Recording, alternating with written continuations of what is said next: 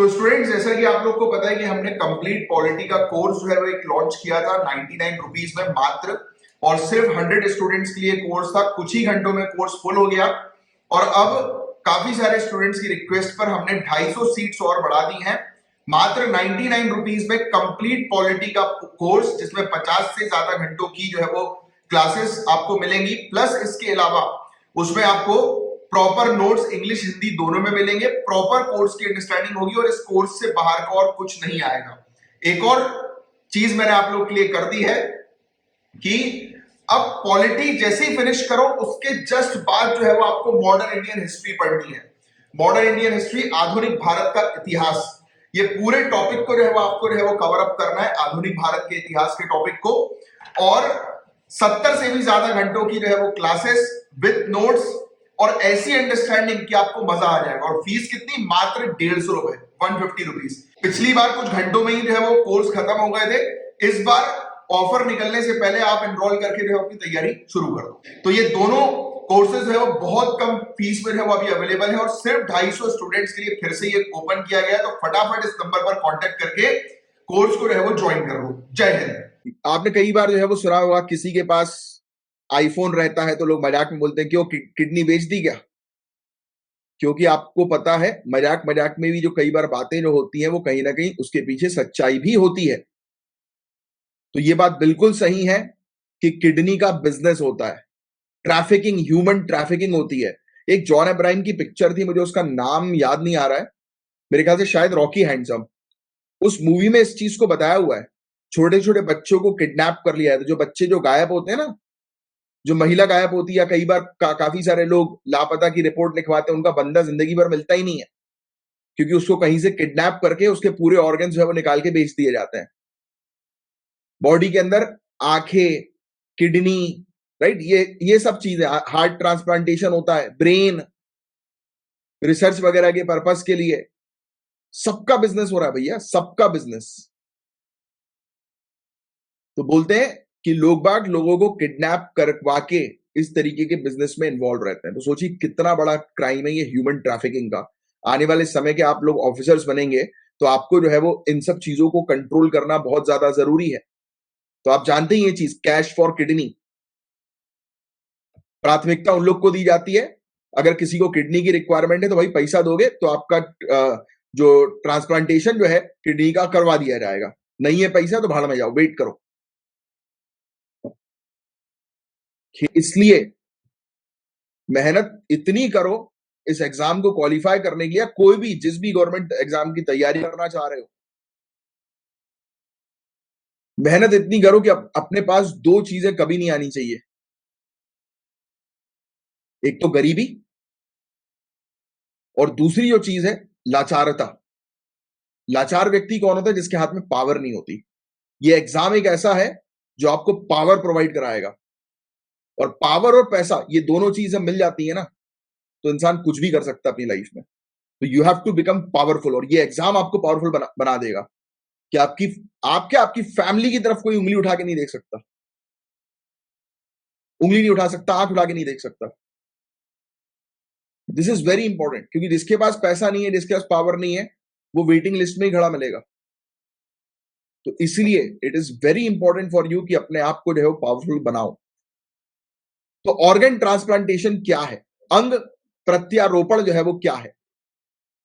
तो organ transplantation एक medical procedure, एक चिकित्सा प्रक्रिया, प्रॉपर डेफिनेशन है जो आपको ध्यान में रखनी है, जिसमें ऑर्गन या फिर टिश्यू, देखो ऑर्गन ट्रांसप्लांटेशन नॉर्मल शब्दों में मैं अगर आपको बता के चले जाऊं कि हाँ भैया एक व्यक्ति के ऑर्गन निकाले और दूसरे में लगा दी, that is organ transplantation, simple हो गया।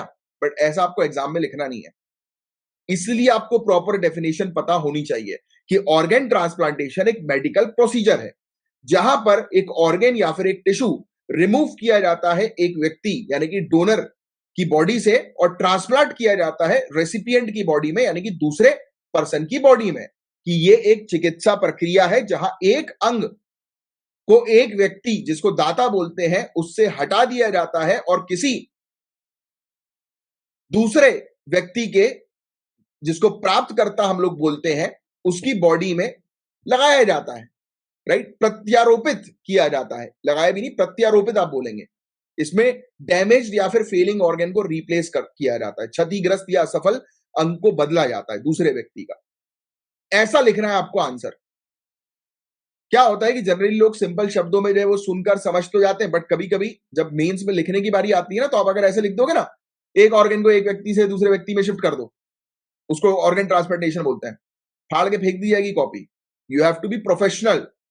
आपको, आप जब कोई आपकी कॉपी पढ़े तो दिखना चाहिए हाँ एक प्रोफेशनल पढ़ा लिखा व्यक्ति जो है वो इस आंसर को लिख रहा है या लिख रही है। तो ये डेफिनेशन ध्यान में रखना। कॉमन ऑर्गन्स क्या क्या ट्रांसप्लांट किए जाते हैं? Kidney, heart, liver, lungs, pancreas. फिर इसके अलावा क्या आपको पता है कि ये रीनल ट्रांसप्लांट किसको कहते हैं? रीनल ट्रांसप्लांट किडनी ट्रांसप्लांट ही होता है। ये फैक्ट ध्यान में रखिएगा।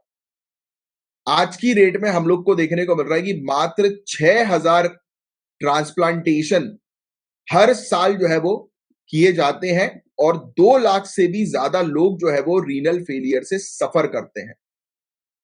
सोचिए आप, 2 लाख से भी ज्यादा लोगों को परेशानी है, बट ट्रांसप्लांटेशन सिर्फ 6000 का ही हो रहा है on record. But of record इस काफी ज्यादा फिगर हम लोग को देखने को मिलता है। और सरकार जो है वो रेगुलेट करती है ऑर्गन डोनेशन और ट्रांसप्लांटेशन को एक कानून के थ्रू, जिसको हम लोग बोलते हैं transplantation of human organs act 1994। और सरकार के कुछ इनिशिएटिव्स हैं जो है नेशनल ऑर्गन ट्रांसप्लांट प्रोग्राम, राष्ट्रीय अंग प्रत्यारोपण कार्यक्रम और modified national organ transplantation guideline, संशोधित राष्ट्रीय अंग प्रत्यारोपण दिशा निर्देश। ये पहल हम लोग को जो है वो इस प्रकार की सरकार की देखने को मिलती है। तो ये फैक्ट थोड़े से ध्यान में रखना। ये कानून और ये प्रोग्राम्स, ये किसके लिए है? ट्रांसप्लांटेशन के लिए हम लोग को जो है वो देखने को मिलता है, उसको रेगुलेट करने के लिए। और आज की डेट में मेडिकल इंडस्ट्री में आप देख ही रहे हो, अभी इंद्रप्रस्थ अपोलो हॉस्पिटल के अंदर एक स्कैम जो है वो सामने नजर आता है। ये एथिकल इशू जो है वो खड़ा कर दे, नैतिक मुद्दे जो है वो खड़ा कर देते हैं अंग तस्करी के, ऑर्गन ट्रैफिकिंग के। कोई व्यक्ति जो है वो हॉस्पिटल गया, उसको पता ही नहीं उसकी किडनी निकाल दी। सोचो आप, स्टिचेस लगे हुए, बोल दिया कि अरे तुम्हारा एक्सीडेंट हुआ था तो यहां पर चोट आई थी तो हमने जो है उसको सीला है, फट गया था ये। गरीब व्यक्ति कहां कंप्लेन करे, उसको पता ही नहीं, फिर ऐसे ही वो मर जाएगा। जब देखेगा उसको प्रॉब्लम्स होना शुरू हो गई, सोचेगा यार पता नहीं आजकल पहले के कंपैरिजन में थोड़ा ठीक नहीं लग रहा है अंदर से, शायद मैं गिरा हूं ना, एक्सीडेंट हुआ है मेरा इसलिए ऐसा होगा। बेचारा भोला व्यक्ति, उसको थोड़ा पता कुछ। तो ऐसी हरकतें हो रही है, अनएथिकल प्रैक्टिसेस हम लोग को देखने को मिल रही हैं काफी सारी। ये तो एक मैंने आपको एग्जांपल दिया। कई बार जिनके पास पैसा है ना, उनको जो है वो हेल्थ केयर फैसिलिटी जल्दी मिल जाती है एज कंपेयर टू जिसके पास नहीं है। किसी की जान जा रही है, पहले ये पूछा जाता है कि पैसा है कि नहीं, तब बचाएंगे, वरना निकलो। तो देखो इस प्रकार की सोसाइटी बन गई है। अब वो डॉक्टर भी क्या करे, डॉक्टर को भी घर चलाना है, बट घर चलाने के अलावा उसको मर्सिडीज भी चलानी है। यही तो प्रॉब्लम हो गई ना। मर्सिडीज चलाओ, मैं बोलता हूं सब चलाओ, बीएमडब्ल्यू, मर्सिडीज, ऑडी, घर के बाहर लाइन लगी रहनी चाहिए 50 गाड़ियों की। बट जो बिजनेस आप कर रहे हो उसमें एथिक्स जरूर होना चाहिए, तभी आप तरक्की करोगे, तभी आपको सपोर्ट मिलेगा, तब आप को जरूरत नहीं पड़ेगी कुछ करने की, ऑटोमेटिकली सब कुछ होता रहेगा, ऊपर वाला सब करवाता रहेगा, आपके ऑटोमेटिकली गिफ्ट्स आ जाएंगे। अरे भैया, जो इंसान बच जाएगा ना, वो जिंदगी भर आपको दुआ देगा, और दुआ से बड़ी चीज और कुछ होती नहीं है। ये बात मान के रख लो मेरी। और जब आप अपना मेंस का आंसर लिखोगे ना, तो उस मेंस के आंसर में इस प्रकार के एथिकल थिंकर्स को भी शामिल करना है, जैसे हिपोक्रेट्स, जिन्हें फादर ऑफ वेस्टर्न मेडिसिन जो है वो कहा जाता है। क्या कहा जाता है? फादर ऑफ वेस्टर्न मेडिसिन, पश्चिमी चिकित्सा का जनक हिपोक्रेट्स को माना जाता है। इमैनुअल कांत, जिन्हें जो है वो जिन्हें जाना जाता है डियोन डियोंटोलॉजिकल एथिक्स के लिए। किसके लिए? डियोंटोलॉजिकल एथिक्स, डियोंटोलॉजिकल नैतिकता के लिए। आप बोलोगे कि सर ये तो समझा दो, ये डियोंटोलॉजिकल एथिक्स क्या है, तो समझा देते हैं। तो मॉरल फिलॉसफी के अंदर, नैतिक दर्शन में डियोंटोलॉजिकल एथिक्स या डियोंटोलॉजी क्या होती है? ये एक नॉर्मेटिव एथिकल थ्योरी हम लोग को देखने को मिलती है। मैं पहले आपको पूरा पढ़ देता हूं, उसका समझाऊंगा। It is a normative ethical theory that the morality of an action should be based on whether that action itself is right or wrong under a series of rules and principles rather than based on the consequences of action. नैतिक दर्शन में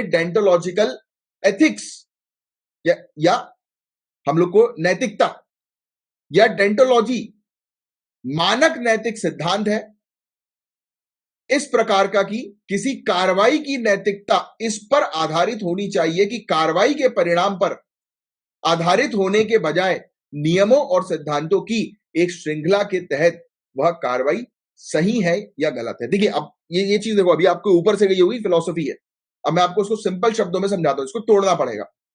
देखो, पहली चीज, आपने सही किया है या गलत किया है, आपने सही किया है या गलत किया है, वो किस चीज के ऊपर आधारित होना चाहिए? रूल्स और प्रिंसिपल्स के ऊपर आधारित होना चाहिए, रेदर देन एक्शंस के ऊपर आधारित। फॉर एग्जाम्पल, सामने वाले ने आपको मार दिया,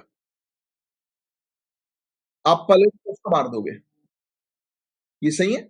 एक्शन के ऊपर आपने रिस्पॉन्ड किया, क्या ये सही? नहीं। रूल्स, लॉज क्या कहता है? लॉज ये कहता है कि आप उसकी कंप्लेन करोगे। आप एक डिस्ट्रिक्ट कलेक्टर हो, आईएएस ऑफिसर हो, राइट, बड़े पद के अधिकारी आप हो, तो सामने वाले के ऊपर आप क्या अपने पद को जो है वो थोपोगे, डराओगे, धमकाओगे? नहीं। आप लॉ एंड ऑर्डर के अकॉर्डिंग काम, आपके पास कोई व्यक्ति आया, बोला कि यार लो इस पर सिग्नेचर कर दो, उसके बदले में मैं तुम्हें 100 करोड़ रुपए जो है वो दूंगा, मुझे ये लैंड अलॉट करवा दो, सरकारी जमीन, तो मैं 100 करोड़ रुपए दूंगा।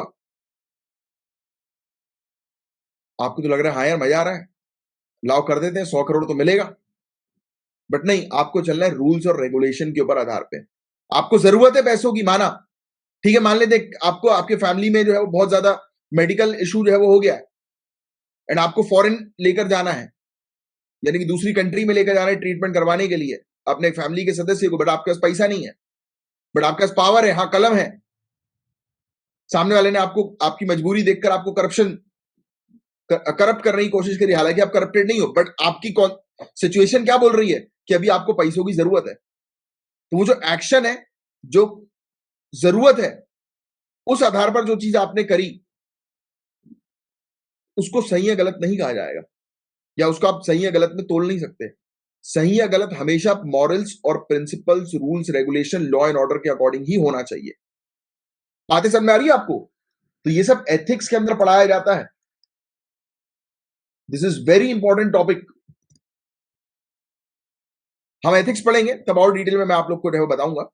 फिर इसके अलावा हम लोग को जोसेफ ब्यूचैम्प और जेम्स चाइल्डर्स,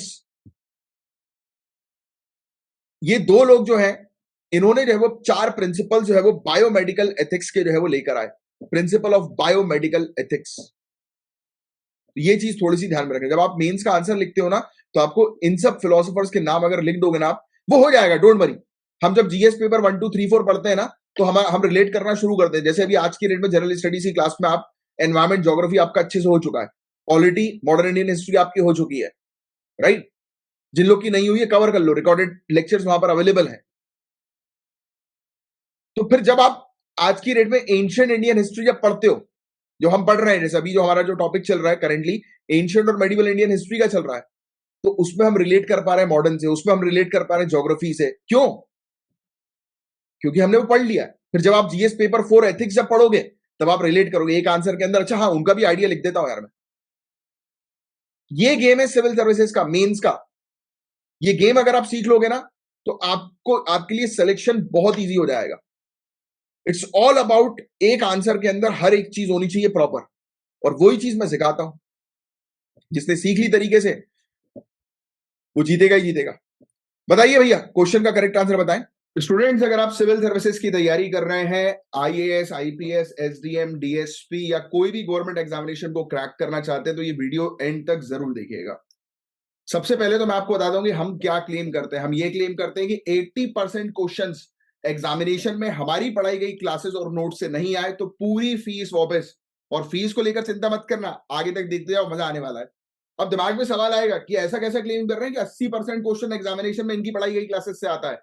तो मैं आपको क्लियर कट बता दूं, हम बिल्कुल बेसिक, बिल्कुल स्क्रैच से पूरी चीज कवर कराते हैं सिलेबस के अकॉर्डिंग, जो सभी गवर्नमेंट एग्जामिनेशन के लिए काफी इंपॉर्टेंट होता है। यानी कि यूपीएससी सिविल सर्विसेज में प्रीलिम्स, मेंस, इंटरव्यू लेवल की कंप्लीट प्रिपरेशन, और कोई भी गवर्नमेंट एग्जामिनेशन के अंदर जो हम जनरल स्टडीज का कोर्स आपको प्रोवाइड कराएंगे, वो पूरा का पूरा जो है वो आपके लिए सफिशिएंट होने वाला है, प्रीलिम्स मेंस सबके लिए। इसके अलावा क्लासेस हम लोग कहां पर कंडक्ट करवाते हैं, तो हमारी एप्लीकेशन पर।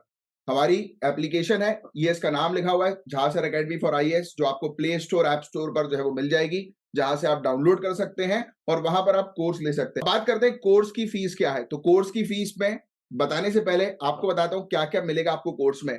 500 से भी ज्यादा घंटों की लाइव क्लासेस, 280 से भी ज्यादा घंटों की करंट अफेयर्स की free class, free current affairs की क्लास, यानी कि अगर आप कोर्स नहीं भी ले रहे हैं तो रोज आपको करंट अफेयर्स की फ्री क्लास जो है वो लाइव हमारी एप्लीकेशन पर मिलेगी, प्लस उसकी रिकॉर्डिंग, प्लस उसकी पीडीएफ भी। इंग्लिश मीडियम, हिंदी मीडियम दोनों की क्लासेस अवेलेबल हैं। प्रॉपर आपको स्टडी मटेरियल दिया जाएगा, प्रॉपर नोट्स बनवाए जाएंगे क्लास में। और इतना बड़ा जो हम लोग क्लेम कर रहे हैं कि 80% एग्जामिनेशन में क्वेश्चंस हमारी प्रोवाइड की गई क्लासेस और नोट से आएंगे, उसके हर सैटरडे को प्रूफ देते हैं। जो भी एग्जामिनेशंस होते हैं, चाहे वो मेंस का हो या प्रीलिम्स का हो, हर सैटरडे वाले दिन उसका प्रूफ आपको दिखाया जाता है, जिससे कि आपके पास एक कॉन्फिडेंस आता है कि हाँ, हम भी एग्जामिनेशन को क्रैक कर सकते हैं। अब बात करते हैं फीस की। तो मात्र 7500, 7500 में पूरी एक साल की तैयारी। अब और सिर्फ फीस 7500 में अगर आप आज बुक करते हैं, तो ये देखिए, जैसा कि आप देख सकते हो कि यहां पर पूरी किताबें हैं A to Z। तो ये आपके घर पर जो है वो डिलीवर करवाई जाएगी। इंग्लिश मीडियम की अलग किताबें, हिंदी मीडियम की अलग किताबें। अगर आज अभी के अभी बुक करते हो तो ये फ्री गिफ्ट हमारी तरफ से जो है वो आपको प्रोवाइड किया जाएगा। और इतना सब कुछ आपको कितने में मिलेगा? मात्र 7500 में, इंक्लूडिंग बुक्स जो आपके घर पर डिलीवर की जाएंगी, इंग्लिश मीडियम की अलग, हिंदी मीडियम की अलग। जो आपके, तो देरी मत करो, नीचे जो आपको बटन दिखाई दे रहा है लर्न मोर का या बाय नाउ का, उस पर क्लिक करो, डायरेक्ट कोर्स पे जाओ और कोर्स परचेज करो। जब आप कोर्स परचेज करोगे, उसके बाद आपकी 1-to-1 लाइव काउंसलिंग होगी, और जिस काउंसलिंग में आपकी पूरी स्ट्रेटेजी बनवाई जाएगी कि कैसे इस एग्जामिनेशन को आप क्रैक कर सकते हो इजीली। सो देरी मत करो, तुरंत के तुरंत आज ही अपना एग्जामिनेशन क्रैक करने का सपना जो है वो साकार करो। जय हिंद।